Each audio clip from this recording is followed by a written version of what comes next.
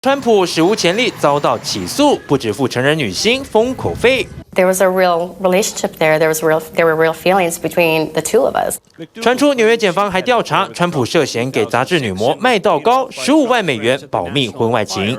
We'll proceed to see a judge at some point, plead not guilty, start talking about filing motions, which we will do immediately, and very aggressively. 川普法律团队证实，他绝对不会认罪，毕竟认罪了就代表之前都在说谎。川普本人周二即将不上手铐出庭。No sooner was Donald Trump indicted than he picked up the phone and started pushing top Republicans to defend him.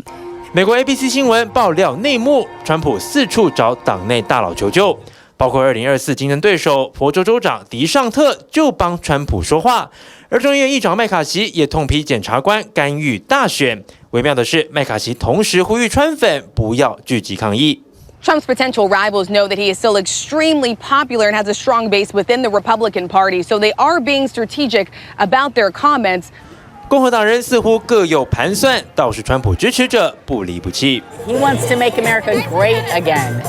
And I just think there are some people out there that don't want to see America be great again. And so they're trying to bring him down with everything they can. They're trying to grasp at straws and strings to pull him down. 只是川普家人反应各有不同，长子小唐纳怒骂司法机关，女儿伊凡卡比较含蓄，在 IG 感谢各界支持。至于太太梅兰妮亚，虽然看到丈夫卷入婚外情风波，一度传出激动震怒，但根据《每日邮报》报道，她已经改变态度，继续挺川普。TVBS 新闻综合报道。想看最完整的新闻内容，记得下载 TVBS 新闻网 APP。